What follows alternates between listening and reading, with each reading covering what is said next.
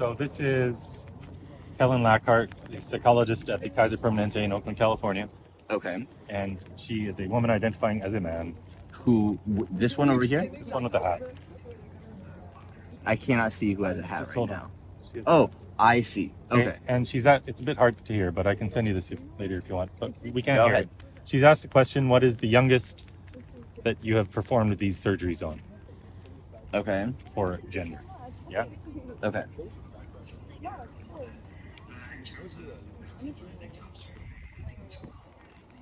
In terms of masculinizing top surgery, 12 is the youngest.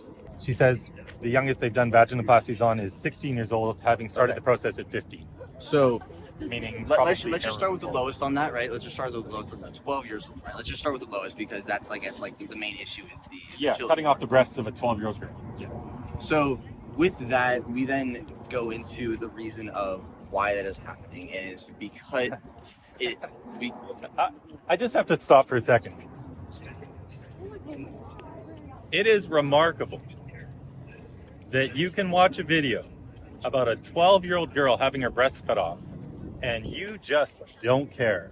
You immediately are going to jump to justifications for why it's okay to cut off the healthy breasts of a 12-year-old girl. That is messed up. I'm gonna ask you to, I guess, like, one, I would ask if you could let me finish for one. Go ahead. Two, the other portion I want to talk about on that is, I'm a scientist, I'm a researcher, I understand why things happen. I don't just go ahead and judge them on that, because I think it's pertinent, I think it's important to ask what is going on. Because then either, if it's bad, right, if why is that happening, then if it is indeed bad, we will determine based on empirical data, we can figure out how to stop it, if that is indeed the case. So, for that question, we would then have to then try to address, okay, why is someone wanting to... You want empirical scientific data to justify a 12-year-old getting her breasts cut off? I'm not justifying... You're not going to find it. Why? Because this is child abuse and it's totally insane. We don't go around cutting off the breasts of 12-year-olds. And if you want to look at the scientific data, you should go read the systematic reviews that have been done. You should go read what Finland's pediatricians and medical bodies had to say. You should read the systematic review from Sweden, then the one that was done in England, called the CAS review, and you should read the HHS report. What was the review? The CAS review. CAS, C-A-S-S? Yes, you can go to my website, respeaktruth.com. Yes, you can go to my website, respeaktruth.com, and you'll find the systematic reviews. And the actual pediatricians and doctors who have looked into this for years and done the gold standard of medicine, which is a systematic review, found there is absolutely no evidence to justify transitioning these kids. But I'm still alarmed by your absolute lack of care over 12-year-olds having their breasts cut off, man. There is something fundamentally wrong if that doesn't immediately cause concern. Your jaw should be hitting the floor. Instead, you're sitting here trying to justify it. I think it is one. I think it is a logical conclusion to state that I'm trying to justify it because it's not what I'm trying to do. Do you hear yourself? What am I saying? What are you hearing from me? I'm watching you. First of all, I'm seeing in your body language that you don't care, and you went immediately to trying to justify and look for excuses for this. Okay, are you not also doing the same? Are you not also trying to jump to conclusions on judgment, right? That is what you were doing, correct? Yeah, I'm just clarifying. Judgment of what? Of you? One judgment. Yeah, 100% I'm judging you. Okay, why? Because it's outrageous that you don't have concern for 12-year-olds having their body parts cut off. So yes, I'm absolutely judging you. I'm judging that you have been deceived as well by this ideology. I'm judging that you think that transgenderism is the way to go, and that anything that objects to it, you're going to try to find a reason for. Because I've been doing this over 5 years, and I've talked to tens of thousands of people, and you're not the first person like this I've run into. When the sky turns orange at night, do you run around saying, oh no, the sky is orange, or do you try to figure out why that's happening? Do you? I'm not going to waste my time with these nonsensical conversations. Okay, if you don't immediately have concern for why they're cutting off the body parts of 12-year-old girls, I'd say you have a little bit of introspection to do. So, what we're doing is we're generalizing right here. So basically, what is So in what scenario should we be cutting off the healthy breast of the 12-year-old girl? You tell me. what you keep referring to is body parts of breast. That yes, they can be generalized, but it is referred to as a surgical procedure. What is going on?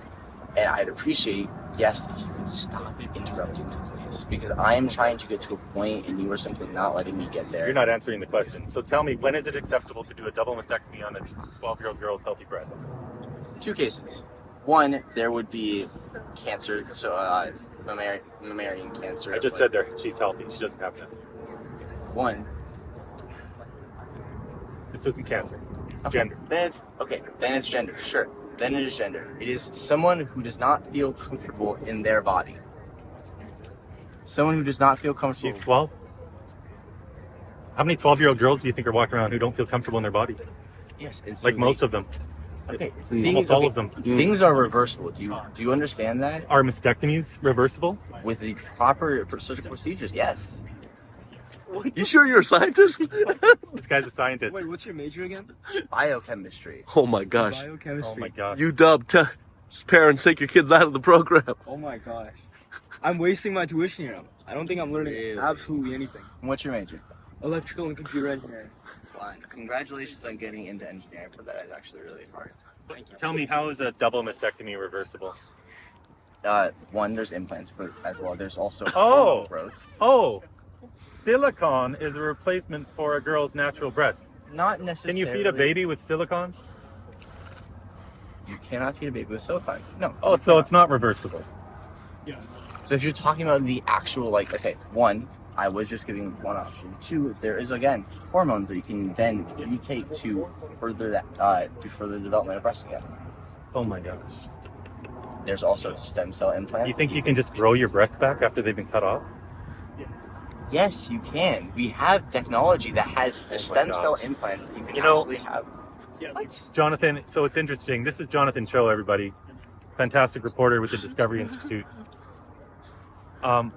There are stories of these detransitioners where they're so devastated because they were actually believing in the same lie too, that they could just grow them back. And of course it's false. You can't just grow back your breasts. And in many of these cases, they can't even do surgical reconstruction because there isn't enough tissue to do so. It's just oh my gosh. It's just incredible the lack of empathy and care that you have for these young people who are being harmed. So Incredible. Okay, two things. And you call yourself a scientist, but you think you can replace a girl's breast with silicone? Two things. With On that, organs. Bad are you resume going to let builder. me talk at all? Yeah, go ahead. Okay. Two things on that lack of empathy that you're having. Furthermore, multiple times you have stated that just because Here, someone just is face this way so the camera can see you. No. So because there is Can you an move the issue camera so we with, got him on camera, please?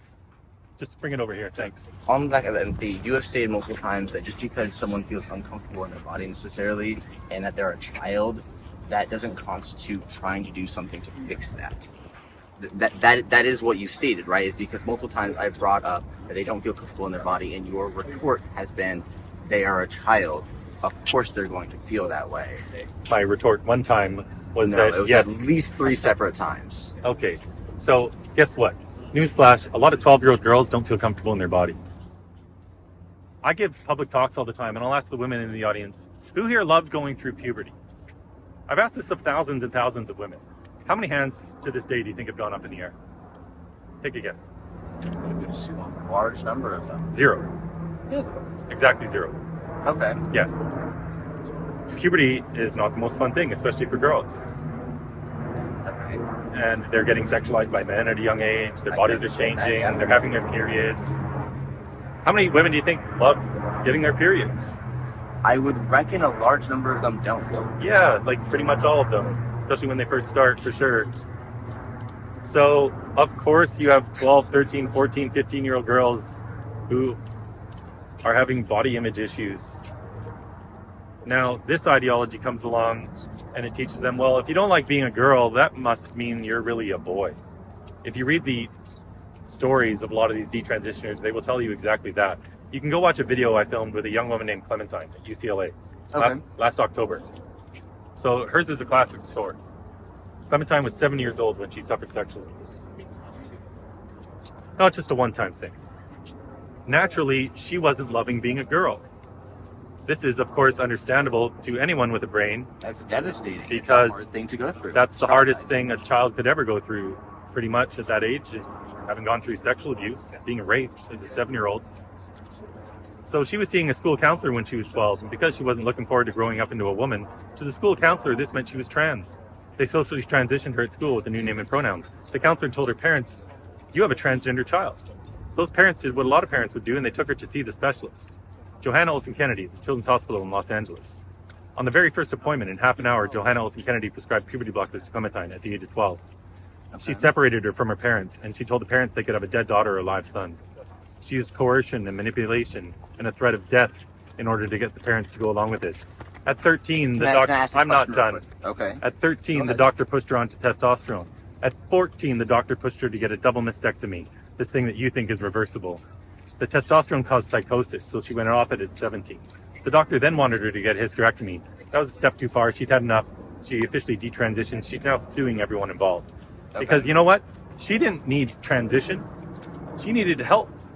She needed therapy for the sexual abuse she'd been through. And she got that therapy. She got DBT therapy. And that finally, Please, what was the answer? dialectical behavior therapy. Okay. And that finally made her feel more comfortable with her skin. And so today she's a healthy young woman. She's detransitioned, but she's sterilized. She'll never be able to have kids. All because of this lie that she was transgender.